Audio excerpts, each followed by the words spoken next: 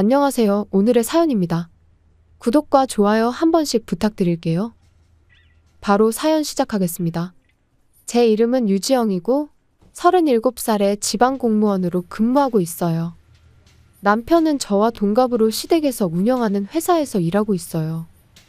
딸이 있는데 8살이 된 딸 하은이는 초등학교 1학년에 입학했어요. 우리가 사는 지역은 비교적 시골이라 딸은 동네 친구들과 함께 학교에 다니며 즐거운 나날을 보내고 있어요. 읍사무소에서 일하고 있는 저는 주말에도 지역 행사나 계절별 행사에 쫓겨 바쁘게 지내고 있어요.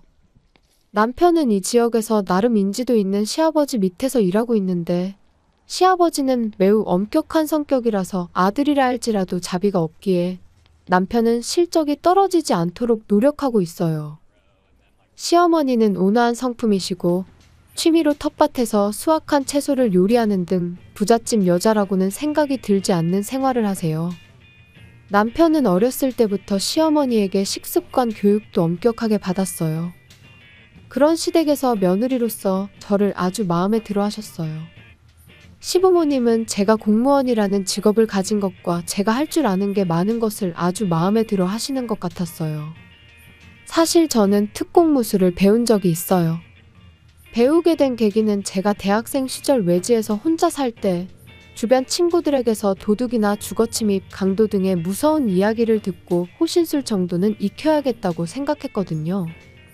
원래 몸을 움직이는 것을 좋아해서 헬스장에 다니고 있었는데 같은 헬스장 건물에 특공무술 도장이 있어서 배워봤는데 몸놀림이 좋다는 사범의 권유로 졸업할 때까지 계속 배우게 된 거죠.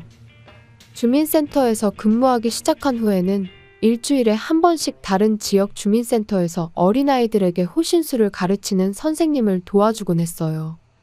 선생님은 연세가 많으셨기 때문에 미취학 아이들을 돌보는 게 제 역할이었죠. 남편과 사귀고 시부모님께 인사드리러 갔을 때 다른 취미가 없어서 특공무술을 한다고 했더니 시어머니가 운동하는 여자 멋지다며 아들이 좋은 며느리감을 데려왔다고 하셨어요. 특공무술 덕분에 시어머니의 인정을 받아 우리 결혼 생활은 순조롭게 진행되었어요. 새 학기가 시작되고 저는 연수를 위해 일주일간의 출장을 앞두고 있었어요. 요즘 남편이 일이 바빠서 퇴근이 늦어지는 경우가 많아 딸을 맡겨도 괜찮을지 걱정이 돼서 남편과 상의하기로 했어요. 여보, 이번 출장 때 하은이 잘 돌봐줄 수 있겠어? 걱정하지 마. 단축 근무할 수 있을 것 같아. 하은이가 이제 막 학교에 다니기 시작해서 걱정돼. 식욕도 조금 떨어지고 있고. 그래? 급식도 남기는 경향이 있다고 메모에 적혀 있었어. 음식을 남기는 건 별로 좋지 않은데. 아무튼 잘 지켜봐야 해. 알았어. 출장 중에도 가끔 남편에게 전화를 걸었지만 별일 없다고 했어요. 처음 이틀은 딸과 통화도 하게 해주었는데 3일째부터는 일찍 자고 있다느니 숙제 중이라며 전화를 바꿔주지 않았어요. 저는 조금 불안해서 이렇게 말했어요. 어제도 오늘도 전화도 안 바꿔주고. 걱정되잖아. 정말 별일 없는 거 맞지? 괜찮아. 아무 일 없어. 너무 밝은 목소리로 말하는 남편의 모습에 살짝 위화감을 느꼈어요. 혹시 술에 취한 거 아니냐는 물음에 남편은 간단히 맥주 좀 먹었다고 했고 저는 아침 잘 먹이고 등교 잘 시켜달라고 신신당부하고 전화를 마쳤어요. 그리고 연수 마지막 날인 금요일 딸의 학교 담임선생님으로부터 연락이 왔어요. 딸아이가 2, 3일 전부터 컨디션이 안 좋아서 급식을 거의 먹지 않고 몸이 축 늘어져 있다고 했어요. 그 말을 들은 저는 급히 남편에게 전화를 걸었지만 연락이 닿지 않았어요. 불안한 마음에 내일 귀가할 예정이었지만 서둘러 집으로 향했고 자정쯤에 집에 도착했을 때 아직 불이 켜져 있었어요. 남편의 모습은 보이지 않았고 딸의 방에 들어가니 침대에 쪼그리고 앉아있는 딸의 모습이 보였어요. 이미 자고 있을 거라 생각했는데 잠자는 모습이 평소와 달랐어요. 호흡이 빨랐고 몸이 경직돼 있는 것 같았어요. 하은아, 자는 중이야? 제 목소리에 딸은 벌떡 일어나 울먹이며 달려왔어요. 엄마, 제게 매달리는 딸의 몸이 이상하다는 게 느껴졌어요. 몸이 너무 가볍고 팔도 가늘어져 있었거든요. 왜 그래? 어디 아파? 아빠가 안 보이는데 무슨 일 있어? 다급해진 제가 묻자 딸은 충격적인 대답을 했어요. 아빠가 밥을 안 줘요. 뭐라고? 일단 말라 비틀어진 딸에게 무언가 먹여주려고 부엌으로 가 냉장고를 열어보았지만 소주만 가득하고 음식은 안 보였어요. 문득 쓰레기통이 눈에 들어왔고 저는 경악을 금치 못했어요. 술병이 넘쳐나고 있었거든요. 저는 술을 마시지 않아 잘 모르지만 고급스러워 보이는 위스키병도 여러 개 있었어요. 남편이 다 마신 건가? 그렇다고 해도 양이 너무 많았어요. 자세히 보니 몇 개의 종이컵에는 립스틱도 묻어 있었어요. 저는 온몸에 소름이 돋는 것을 느꼈어요. 이건 여자를 집에 들여놓고 술을 마셨나? 딸에게 밥도 먹이지 않고.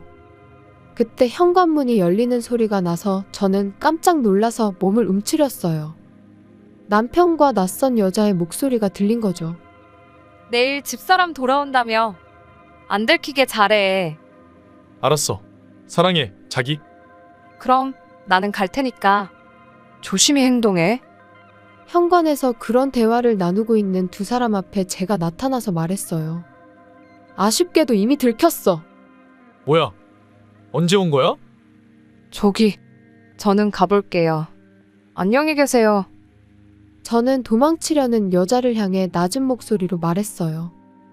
도망가는 거야? 뭐 괜찮아. 당신 얼굴은 기억하고 있으니까. 여자는 도망쳤고 저는 남편을 노려봤어요. 남편은 술이 깬 건지 얼굴이 새하얗게 질려 있었어요. 저 여자랑은 아무 사이도 아니야. 그런 건 상관없어. 하은이가 저렇게 쇠약해진 거 알고 있어? 밥을 제대로 챙겨주긴 한 거야? 그건 하은이가 급식을 남겼기 때문에 벌로 집에서 밥을 안 준 거야. 그러면 학교에서 제대로 먹지 않겠어? 훈육이 하나야. 벌? 그걸 진심으로 하는 말이야? 그래.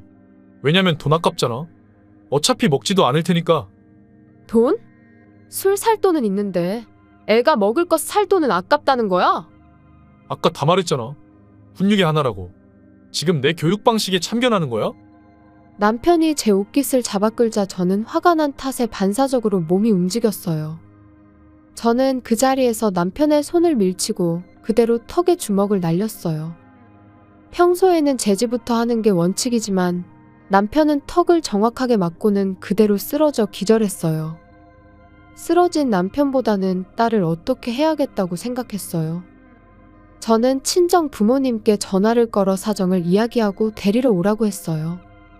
남편에 대해서는 시부모님께 전화를 걸어 사정을 말했는데 한 가지 사실이 밝혀졌어요. 시아버지가 이렇게 말씀하셨어요.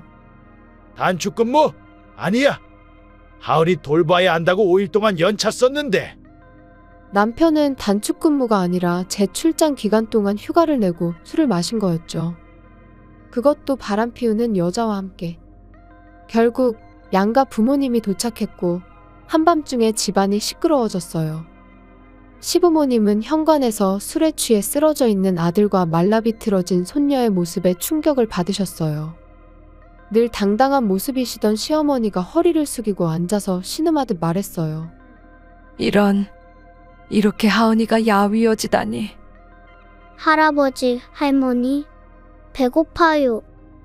딸은 눈물 한 방울 흘릴 힘도 없는 듯이 말했어요. 부모님이 음식을 사오셔서 배고픈 딸에게 먹였더니 딸이 몇 입 먹자마자 복통을 호소하며 주저앉았어요. 엄마, 갑자기 배 아파요. 얼굴이 새파랗게 질리고 땀을 흘리며 숨을 헐떡이는 딸의 모습에 우리는 급히 구급차를 불렀어요. 저는 딸과 함께 구급차를 타고 병원으로 갔고 그대로 딸은 입원하게 되었죠. 딸은 며칠 동안 제대로 된 식사를 하지 않아 갑작스러운 칼로리 섭취에 몸이 따라가지 못해 쇼크가 온 거였죠. 병원에서 수액을 맞으며 상태가 안정되면 저칼로리 치료식부터 먹기 시작하기로 했어요. 의사는 며칠만 더 늦게 데려왔으면 위험한 상태에 빠질 뻔했다는 말을 듣고 저는 소름이 돋았어요. 다음 날 부모님이 병문안을 오셨을 때 남편의 근황을 물었어요. 남편은 술이 깰 때까지 시부모님이 지켜보고 계셨는데 깨어나자마자 시부모님과 크게 다퉜다고 해요. 남편의 말에 따르면 자신도 엄한 훈육을 받아왔기 때문에 그것을 그대로 딸에게 행한 것이라며 저를 폭행으로 고소하겠다며 으름장을 놓았다고 해요. 시부모님은 자신들의 훈육이 어릴 적 남편에게 제대로 전달되지 않은 것 같다며 슬퍼하셨어요. 아들아, 한 대 맞은 게 그렇게 억울해? 하은이가 당한 거 생각하면 100번은 더 맞아야 했는데 우리한테 맞으면 우리도 고소할 거야. 두 분의 반협박에 남편은 고소를 포기했다고 해요. 딸은 순조롭게 회복돼서 퇴원했고 퇴원 후 친정 부모님의 집에서 한동안 지내게 됐는데 딸은 아빠가 집에서 술 마셔서 집이 싫다며 할머니 집이 좋다고 했어요. 딸은 제가 없을 때 아빠가 술 마시는 모습을 보고 너무 싫었던 모양이에요. 술에 취한 남편은 딸의 원망스러운 눈빛을 보고는 소리를 질렀다고 해요. 언제부터 남편이 그렇게 술에 빠지게 되었는지 저는 그때 알아채지 못한 게 후회돼요. 바람도 피웠고 이혼할 의사가 확실했기 때문에 저는 시댁에 연락해 이혼을 논의하자고 제안했어요. 서로의 부모님과 변호사의 입회하에 저는 오랜만에 남편과 마주했어요. 남편은 한동안 술을 끊은 상태라 그런지 차분한 모습이었어요. 그 자리에서 저는 남편에 대한 새로운 사실을 하나 더 알게 되었어요. 사실 남편은 오래전부터 직장에서 술을 마신다는 내부 고발을 당하였고 이번 일로 인해 병원을 찾아 알코올 중독 진단을 받았다고 해요. 최근 몇 달 사이에 음주량이 급격히 늘었고 집에서는 술을 마시지 못하니 회사나 밖에서 술을 마신 거죠. 게다가 비싼 술에 손을 대기 시작하면서 돈도 떨어져 갔고 딸의 식비까지도 아껴서 술을 마시려고 한 거였죠. 시부모님은 저와 제 부모님께 무릎 꿇고 사죄하며 강해지라고 엄하게 키운 게 화근이 되었다며 후회하셨어요. 우리 부모님은 그런 시부모님께 자신을 탓하지 말라고 말씀하셨고요. 남편은 부모의 사랑으로 인한 엄한 훈육과 자신의 우월적 지위에서 상대에게 상처를 주는 행위가 똑같은 훈육이라고 착각하고 있었던 것 같아요. 그런 당연한 것조차 술에 찌든 남편의 머리로는 당연히 이해하지 못하겠지만요. 남편은 모든 걸 인정하고 딸에게도 미안하다며 사과했어요. 술을 마시는 동안은 불안감이 사라지고 여유로운 기분이 들었어요. 지금 생각해보면 며칠 동안 밥을 먹이지 않았다는 건 정말 몹쓸 짓을 한 것 같아요. 남편은 원래 술을 좋아하는 편이었지만 업무 스트레스와 불륜을 술로 달래기 시작했고 작년 무렵부터 술의 양이 점점 늘어나면서 좋지 않다고 느끼면서도 술을 끊을 수 없게 되었다고 해요. 앞으로 남편은 휴직하고 재활시설에서 생활할 예정이라고 하네요. 그리고 전 남편에게 위자료와 딸의 양육비를 받는 게 확정됐어요. 그리고 딸과의 만남은 알코올 중독 치료를 받고 제대로 된 금주를 할 수 있게 된 후에 만나자고 약속했어요. 저는 마지막으로 전 남편에게 이렇게 말했어요. 꼭 치료 잘 받아서 하은이가 좋아하던 아빠로 다시 돌아와. 전 남편은 울먹이며 고개를 끄덕였어요. 그리고 저는 상간녀에게 위자료 청구 내용 증명을 보냈어요. 상간녀는 전 남편의 회사 직원이었어요. 상간녀는 처음에는 불륜을 부인했지만 제가 소송까지 가면 동네에 소문이 날까봐 겁먹고 빚을 내서 위자료를 줬어요. 그 후에 상간녀는 조용히 퇴사하고 이 동네를 떠난 것 같았어요. 이렇게 딸이 피해를 본 불행한 이혼소동은 일단락되었어요. 기운이 난 딸을 데리고 연휴 동안 놀이동산에서 마음껏 놀고 맛있는 것을 많이 먹었더니 딸의 뺨이 통통해지고 팔다리에 살이 붙고 피부가 윤기 있게 변했어요. 그리고 천만다행으로 요새는 급식도 잘 먹고 활동적으로 변했다는 담임 선생님의 말씀도 들리고요. 앞으로 아빠를 잃은 딸의 마음을 잘 어루만져주고 슬픈 마음이 들지 않게 하루하루 행복하게 해주려고 합니다. 시청해주셔서 감사합니다. 그럼 다음 영상에서 다시 뵙겠습니다.